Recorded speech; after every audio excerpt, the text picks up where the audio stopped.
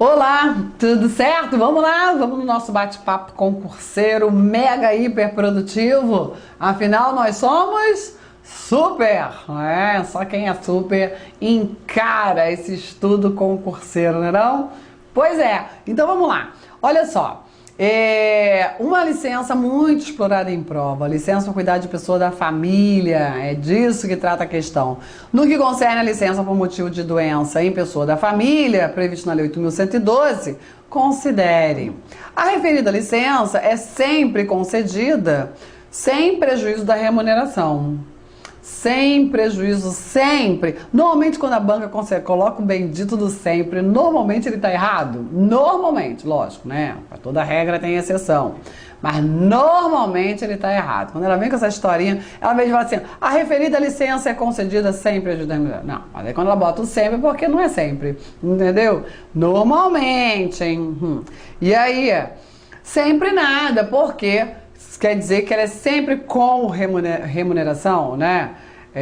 Não, sem prejuízo da remuneração é com remuneração, em vez de falar direto, né? E aí não existe período da licença que é sem remuneração, né? Não é isso? No prazo, então tá errado dizer que é sempre sem remuneração. O prazo máximo de sua concessão a cada período de 12 meses é de 60 dias, não podendo em qualquer hipótese ultrapassar tal período. Também quando vem com essa história em qualquer hipótese é igual sempre, não?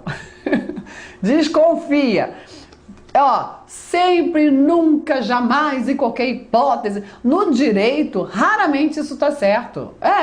Porque direito em língua portuguesa, as regras possuem exceções, né?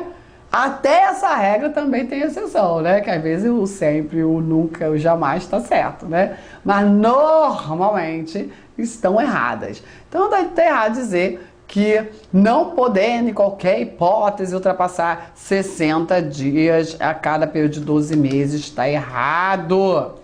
E aí 3, somente será deferida se a assistência direta do servidor for indispensável e não puder ser prestada simultaneamente com o exercício do cargo ou mediante compensação de horário. É exatamente isso, né? Então, o servidor, ele diz o seguinte, olha só, autoridade, chefia, o meu parente está doente, tá aqui, ó, estou comprovando, laudo médico, estou comprovando que o meu parente está doente, eu preciso dar assistência ao meu parente, não é possível uma concomitância de dar assistência ao parente e exercer o cargo, não é possível, eu preciso me dedicar exclusivamente ao meu parente. Claro que, já que você está dizendo, servidor, que não pode trabalhar para cuidar do seu parente que está dodói, você não pode exercer nenhuma atividade remunerada. E olha, não pode. Eu já vi servidor perder cargo por causa disso. Entendeu? Tem que tomar muito cuidado. Tá bom? Então está corretíssima a afirmativa 3. Realmente só se ela for indispensável. Já teve um caso concreto que uma servidora disse, Claudete, eu tenho até meus irmãos para cuidar, acho que é da minha mãe, do meu pai. Só que os meus irmãos, eles não têm esse direito, só eu que tenho esse direito previsto no meu regime funcional. Então, mas isso é o suficiente, né? Só você que pode, porque os seus irmãos, eles são seletistas, não têm esse direito, né? Lá no vínculo funcional deles, então você já é o suficiente, entendeu? É desse jeito. O que mais? Será concedida a cada período de 12 meses, sendo o início do interstício dos 12 meses contado a partir da data do deferimento da última licença concedida. Ok? Como assim? Será concedida a cada período de 12 meses, tá certo? Sendo o interstício de 12 meses contado a partir da data do deferimento da última licença? Não, né? Olha só o que diz, vamos lá. Está lá no artigo 83, diz assim, o início do interstício de 12 meses será contado a partir da data do deferimento da primeira licença. Claro, né? Dentro do período de 12 meses, a cada 12 meses, o servidor tem direito a 2 períodos, ok? Até 60 dias. Até 60 dias. Artigo 83, anotou aí? Até 60 dias. com remuneração, ok? E mais até 90 dias sem remuneração, ok? Sem remuneração. Aí você soma. Dentro de 12 meses, você tem direito a 150 dias. 60 remunerados, 90 não remunerados, ok? É isso que diz o artigo 83 e os seus parágrafos, tá bom? Ok? E aí está errado dizer que é da última licença, e sim, lógico, até porque não faria sentido, né? Esse início é a cada 12 meses. Não é dentro do ano, né? É a cada período de 12 meses. Tudo certo? Por isso que é a partir da primeira licença. Como assim da última, né? Não faz nem sentido, né? E aí, resposta, letra D de dado, porque apenas, essa aqui também está errada, apenas a 3 é que está correta. Tudo bem? Vamos lá? Seguindo, de acordo com o disposto na Lei 9784 do processo, né, e a Lei 8.112, bem como levando em consideração o entendimento do Supremo. Claudete, isso aí é CESP? Não, é FCC. Às vezes tem, né? Olha, consolidado em súmula vinculante, tem que saber, né? Tem que saber. As súmulas mais importantes, né? Ainda mais essas aí, tem que estar antenado. Vamos lá. Então, de acordo com as leis e com o entendimento consolidado em súmula vinculante do Supremo. Não precisa ir muito na jurisprudência, essa banca não exige isso, entendeu? Só que tem que ter um mínimo de estudo, né? Claro, né? No nosso módulo teórico eu trago todas as súmulas importantes, vinculantes ou não, né? Referente ao assunto, né? Muito importante verificar o posicionamento dos nossos tribunais. Não é um aprofundamento de jurisprudência, mas é uma base de jurisprudência mínima que qualquer banca pode exigir. Tá certo? Então vamos lá. Ao servidor é garantida a representação por advogado sempre e desde que a penalidade passível a ser imputada seja de demissão, como forma de adequada observância do contraditório e ampla defesa. Não, tá errado, né? Não se exige garantida a representação por advogado. Olha o sempre aí, né? Não, tudo errado. A falta de defesa elaborada por advogado não vicia o processo disciplinar, devendo ser garantida ao servidor, ao qual se imputa a infração, a observância do contraditório e da ampla defesa. Não é? A falta de advogado não traz problemas ao processo, não é? Correto. Gostei. E agora vamos ver os demais. Somente ao administrado é garantida a defesa técnica de advogado como requisito ao correto exercício do contraditório e ampla defesa, tendo em vista que no caso de se tratar de servidor, aqueles princípios aplicam excepcionalmente. Não, essa aqui se alguém marcar, meu Deus do céu, pede para sair, né? Nunca mais volta. Como assim servidor não tem direito ao contraditório e ampla defesa só em situações excepcionais? O contraditório e a ampla defesa aplicam-se após a imputação de pena ao servidor, somente para o caso de condenação antes da qual inexiste interesse de agir por parte do indiciado. Como assim? Contraditório e ampla defesa aplicam somente após a imputação de pena? Após a pena que ele vai ter contraditório e ampla defesa? Né? Tem coisa que dá nem para explicar, né? Pelo amor de Deus. Instaurado para apuração de infração disciplinar supostamente cometida por servidor estatutário, é indispensável a defesa técnica formulada por advogado, tendo em vista que a estabilidade impede a aplicação de penalidade de demissão. Mesmo que você tivesse dúvida no início, como que a estabilidade impede, tá tudo errado aqui, não tem nada que preste, né? Como que a estabilidade impede a demissão? Claro que não, né? Claro que a estabilidade não impede a demissão. Então, o correto é a letra B, porque nós temos a súmula vinculante número 5 do Supremo Tribunal Federal e também nós temos o artigo 153 da Lei 8.112, exatamente isso. Artigo 153 da Lei 8.112, que vai trazer a seguinte redação: O inquérito administrativo obedecerá ao princípio do contraditório, assegurada ao acusado ampla defesa com a utilização dos meios e recursos em direito admitido. Não exige em nenhum momento advogado, figura do advogado. Inclusive, quando ocorre a revelia,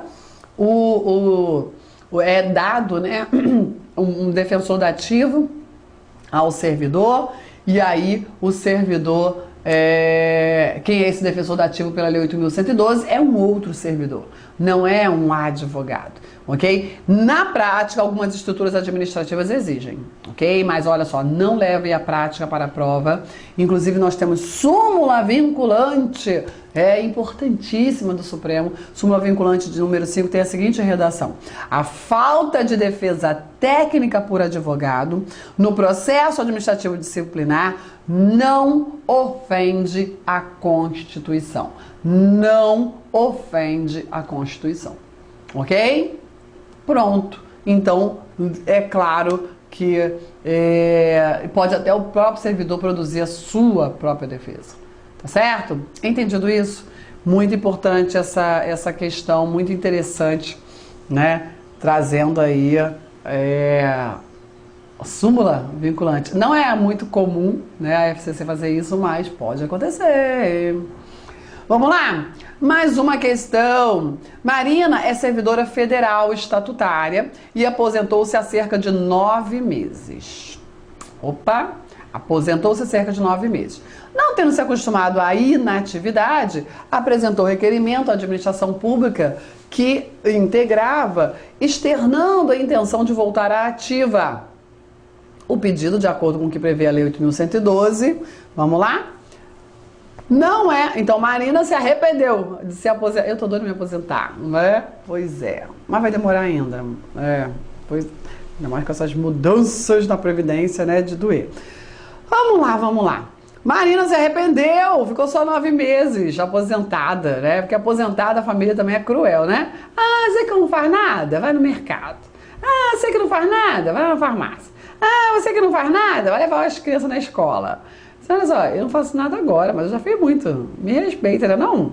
Ou família explora os velhinhos. A gente vai chegar lá, se Deus quiser. Eu quero chegar lá, né, velhinha? Não tenho pressa de envelhecer, mas eu quero chegar na velhice. Porque só tem um jeito de não chegar, né? E esse jeito eu não tô afim. Não tô.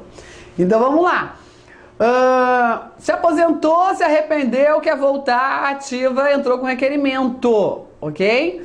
Não é passível de ser acolhido o requerimento, o pedido, tá? De acordo da Marina. Não é passível de ser acolhido, pois a readaptação somente pode ser deferida no caso de anulação. Não é readaptação, né? Então, para por aí que readaptação é quando ocorre o quê? Uma diminuição na capacidade laborativa do servidor, também é forma de provimento, mas não é o caso da Marina. Vamos lá, o direito é direito subjetivo da servidora, tendo em vista que ainda não decorridos 5 anos desde a concessão da aposentadoria. Marina servidor e aposentou-se há cerca de 9 meses. Tem uma falha aqui na questão que não diz qual é o tipo de aposentadoria dela, né? Então o enunciado não ficou muito bom, mas vamos lá. A gente imagina, se ela pediu para voltar, deve ser aposentadoria voluntária, porque existem 3 tipos de aposentadoria, que é a aposentadoria compulsória, voluntária e por invalidez, né? Parece que é a aposentadoria voluntária, deveria estar melhor esclarecido na questão, mas a gente não tem que ficar debatendo com o examinador, a gente tem que resolver. Aí, é direito subjetivo da servidora, se é uma aposentadoria por invalidez, eu entendo que se ela comprova que a invalidez cessou, é direito subjetivo dela. Interessante, né? Mas, ao que parece, não é aposentadoria por invalidez, que não fala nada, né, de doença, de invalidez. E essa parte aí de que ainda não decorrido 5 anos, não se aplica na reversão da aposentadoria por invalidez, ok? Então tá errado de qualquer jeito. Deve ser deferido imediatamente o pedido de Marina após a próxima aposentadoria ocorrida no mesmo órgão onde estava classificada. Não existe essa regra em lugar nenhum. Pode ser deferido considerando o prazo decorrido, desde que a reversão se dê no interesse da administração e que haja cargo vago para ser ocupado. Perfeito! Mas em nenhum momento a questão esclarece que a aposentadoria é voluntária, né? Foi uma falha do examinador, mas você tem que encontrar a resposta. A letra E, pode ser deferido se a recondução, opa, não é recondução, é reversão. Aí você já elimina, né, algumas questões porque você vê que não é recondução, não é adaptação, é reversão, ok? Então realmente pode ser o pedido deferido de reversão, considerando o prazo decorrido. Que prazo é esse, né? Porque ela se aposentou e ficou apenas 9 meses. E a lei diz que a reversão da aposentadoria voluntária, ela exige aí 5 anos, que o pedido de reversão seja dentro de 5 anos da aposentadoria, né? Que tem que ter cargo vago, então tem que ter pedido do servidor, dentro de 5 anos da aposentadoria, tem que ter cargo vago e interesse da administração. E o servidor tem que ser estável, lógico, né? Isso aqui é ridículo. Claro que ele vai ser estável, não tem como não ser, né? E aí, são requisitos que constam lá do artigo 25 da Lei 8.112. É o 25, inciso 2, que trata da reversão da aposentadoria voluntária. Então, a resposta realmente é a letra B. Na reversão da aposentadoria por invalidez, não tem esses requisitos não, entendeu? Ou seja, basta ser comprovada que cessou a invalidez, o servidor deve voltar, mesmo que não tenha cargo vago. Isso é muito interessante, né? Essa diferença. Mesmo que não tenha cargo vago, na reversão da aposentadoria por invalidez, o servidor volta. E pode ser tanto a pedido quanto por determinação administrativa. Tudo bem? Ok? Isso é muito importante, muito importante. Vamos lá? Vamos lá para mais um desafio. Provimento. Entende-se como forma de provimento em cargos públicos por servidores. Vamos lá? Falando de provimento, coisa fácil. Mais uma questão de provimento. Readaptação, que consiste na investidura em cargo público de provimento efetivo. Readaptação, que consiste na investidura em cargo público de provimento efetivo por servidor público concursado, quando não tiver obtido aprovação integral no estágio probatório, mas tiver recebido recomendação de ocupação de cargo com atribuições de nível imediatamente inferior. Nossa, criativa essa examinadora, né?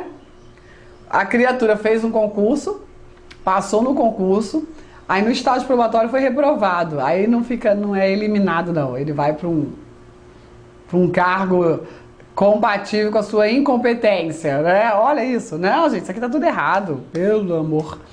Seguindo. Reversão, que se presta a prover em cargo público.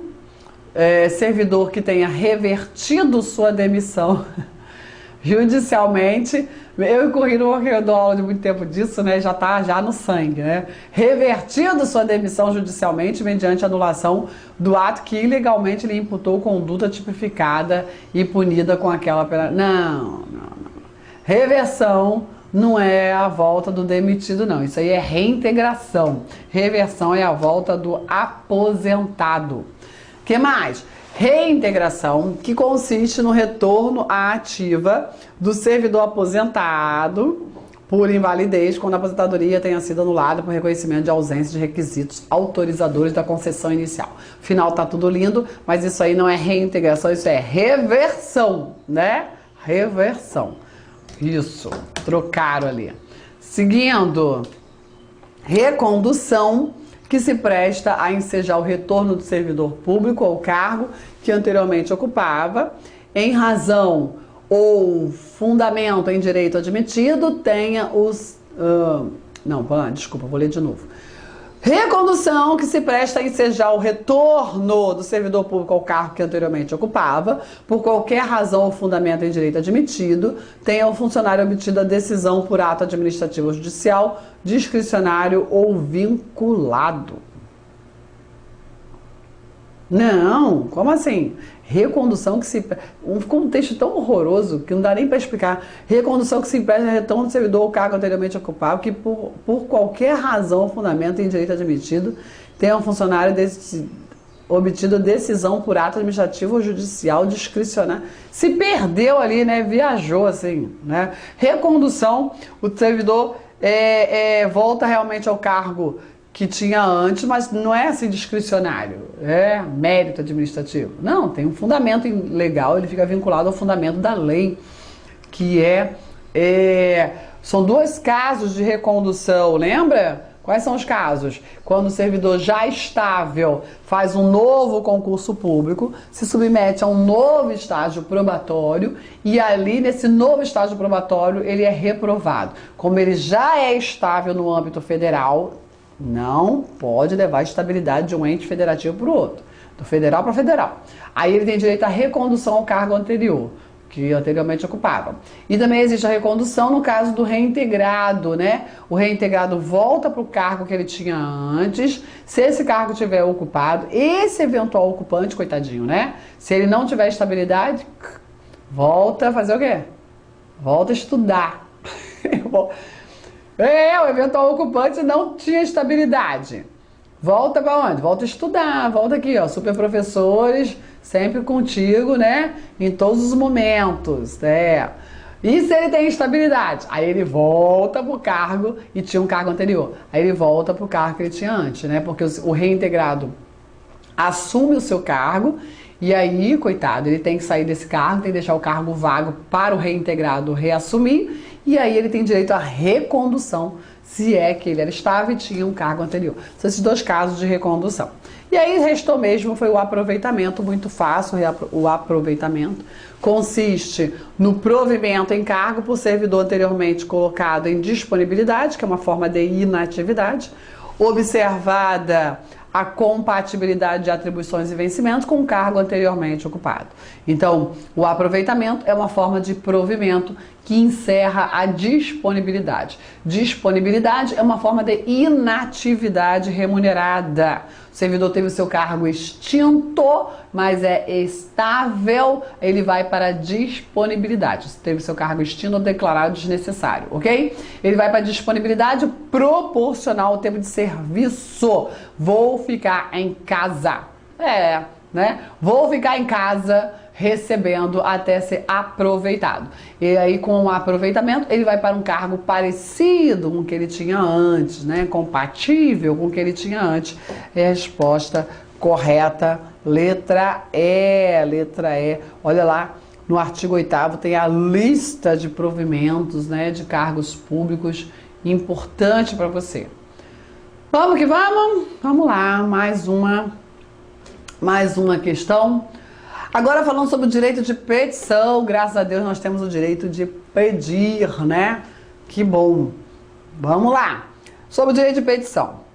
Assiste somente, direito de petição. Assiste somente aos servidores titulares de cargo efetivo, tendo em vista que os servidores comissionados e os ocupantes de emprego público não se submetem ao princípio do concurso público para ingresso. Aí não pode pedir. Coitados, né? Não, que isso? O direito de petição é uma garantia constitucional. Tá lá no artigo 5º, inciso 34, né? A garantia de todo cidadão. Como assim? A gente não sabe se vai conseguir um sim, né? Mas o direito de pedir, para mim pedir eu posso, E aí, o direito de petição, que é uma garantia constitucional de todo cidadão brasileiro, para o servidor, no seu exercício funcional, está regulamentado na Lei 8.112, entendeu? E quem é servidor? Quem é servidor? Hein? Ocupante de cargo efetivo, pela Lei 8.112. Ocupante de cargo efetivo ou ocupante de cargo comissionado.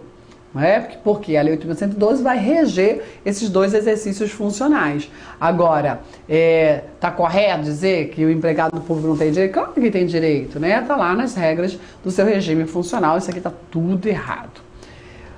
Direito de petição deve ser sempre dirigido à autoridade imediatamente superior ao servidor, em razão do poder hierárquico e disciplinar, dos quais é dotado o que abrange a análise da legalidade, conveniência, oportunidade. Olha, às vezes a pessoa fala uma besteira sem tamanho, mas ela bota assim um palavreado bonito, que aí você fica assim, meu Deus, mas isso aqui tá muito errado. Deve ser sempre, olha sempre. Ou sempre, tá errado. E nem é dirigido para a autoridade imediatamente superior. Ele é dirigido para a autoridade competente. E a autoridade competente depende das regras de organização institucional, regimento interno, lei orgânica, normas de funcionamento, entendeu? Que vai dizer, você quer o quê, meu filho? Eu quero uma licença para tratar de interesse particular. Aí você vai pegar os seus atos normativos institucionais, né, o regimento, lei orgânica, as normas da tua instituição e vai verificar quem é competente para deferir essa licença para você. Então você vai dirigir para a autoridade competente, não sempre para a hierarquicamente superior, ok? Em razão do poder hierárquico disciplinar dos quais é dotado e do que abrange a análise da legalidade, conveniência e oportunidade sobre o requerimento pretendido. Um besterol sem tamanho, mais bonito, né? Oi, nossa! Letra C. Direito de petição deve ser encaminhado pela autoridade imediatamente superior ao requerente, que não pode emitir juízo de valor sobre o pedido vedado. No entanto, pedido de reconsideração ou recurso em face de decisão da autoridade competente, posto que não se trata de processo administrativo, onde presente o princípio do contraditório e ampla defesa, né? Outro besterol sem tamanho deve ser encaminhado pela autoridade imediatamente superior ao requerente. Não, é pela chefia imediata. Então, se você dirige o seu requerimento para a autoridade competente, encaminha pela chefia imediata, certo? Sempre pela chefia imediata, que vai ter aí 5 dias para despacho, né? Para instruir e despachar. No entanto, o pedido de reconsideração recurso hierárquico em face da decisão da autoridade competente, posto que não se trata de processo administrativo, não podendo emitir juízo de valor sobre o pedido, vedado, no entanto, o pedido de consideração. Não, o direito de petição, presta bem atenção, ele alcança o direito de recorrer. Eu não posso ter apenas o direito de pedir, eu tenho que também ter o direito de recorrer caso a autoridade negue o meu pedido, né? Mas por que você recusou a autoridade? Acho que você não entendeu, né? O recurso, ele tem esse objetivo, né? O efeito devolutivo, o efeito devolutivo presente em quase todos os recursos, tem esse objetivo. Se a autoridade, olha só, você não entendeu não, isso no pedido de reconsideração, né? Que você fala com a mesma autoridade. Autoridade, você não entendeu o que eu pedia. Você não, né? O senhor. Autoridade, Vossa Excelência não entendeu o que eu pedi. Eu vou falar de novo, viu? Que o recurso é isso. Você fala a mesma coisa, sua autoridade, reconsidera aí a sua decisão. Poxa, né? Olha só. Preste atenção aqui que eu vou falar de novo agora de outro jeitinho. Isso é o pedido de reconsideração. Aí a autoridade, não. Assim, vou recorrer, vou falar com o superior, né? Aí você vai dirigir o recurso, chamado recurso hierárquico, para a autoridade hierarquicamente superior àquela que proferiu a decisão anterior. E aí você vai dizer, olha, autoridade, você vai falar a mesma coisa. Olha, autoridade hierárquica, aquela autoridade lá de baixo não entendeu o que eu pedi não, olha aqui, ó, eu quero isso, por isso. Aí você fala a mesma coisa agora para outra autoridade.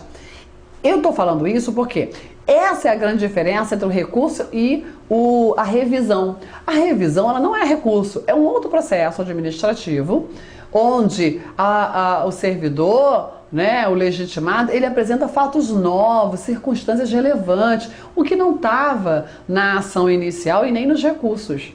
O recurso, ele pega a causa do jeito que está e devolve a uma nova apreciação. Essa é a regra, tem exceção, né? Vamos lá? Ok? Então tá errado, vamos lá para a afirmativa D. Deve ser exercido direito de petição sem que o requerente tenha vista do processo a que se refere o pedido, salvo-se diante do processo disciplinar, em que esse direito é garantido aos servidores desde a instauração. Por que não vai ter direito à vista do processo? Vista do processo, você ter acesso ao processo. Como assim? Virou sigiloso até para você? Nunca, não é? A pessoa envolvida sempre tem direito de vista acesso de analisar o processo. Não pode levar para casa, mas tem direito a analisar o processo, ok? Ali é um processo, não é disciplinar, mas é um processo administrativo. Todo pedido se transforma no processo administrativo, né? Só sobrou essa, eu espero que esteja correta, né? Direito de petição é direito do servidor e admite interposição de pedido de reconsideração e de recurso contra a decisão proferida pela autoridade competente, percebeu? Correndo, no entanto, prescrição para o exercício do direito de petição, né? Tem prazo prescricional a ser observado, né? Claro, 5 anos e 120 dias, certo? É o prazo prescricional do servidor. Então, direito de petição, olha lá o artigo 108, 107, por ali, e é direito do servidor pedir, e 107, 108, por ali, pedir e recorrer e lutar por seus direitos. É muito importante você saber fazer isso. E o servidor brasileiro, a própria cultura brasileira, né, tem uma preguiça de escrever, mas olha, tem que escrever, criança. Vai lá, escreve, faça o seu pedido, tem que ser bem elaborado, coloca a autoridade competente, coloca o seu nome, sua qualificação. O que é qualificação de servidor? É seu cargo, sua matrícula, sua lotação. Ninguém quer saber se você é casado, brasileiro, CPF, isso aí não interessa para a administração. CPF, identidade? Não, a gente quer saber a matrícula. Qual é a sua matrícula? Entendeu? Ah, quer saber o seu endereço? Não. Qual é o seu órgão de lotação? Quer saber se você é casado? Qual é a tua profissão? Não. Quer saber qual é o teu cargo? Entendeu? É desse jeito. E aí, coloca o seu pedido, depois os fundamentos legais do seu pedido. E aí, ingressa com o seu requerimento, que aí é muito difícil não ser atendido.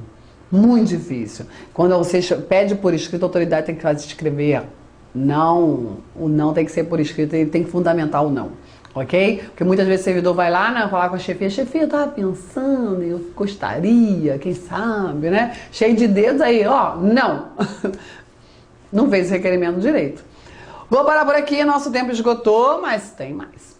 Tem mais treinamento, eu volto já. Tchau, tchau.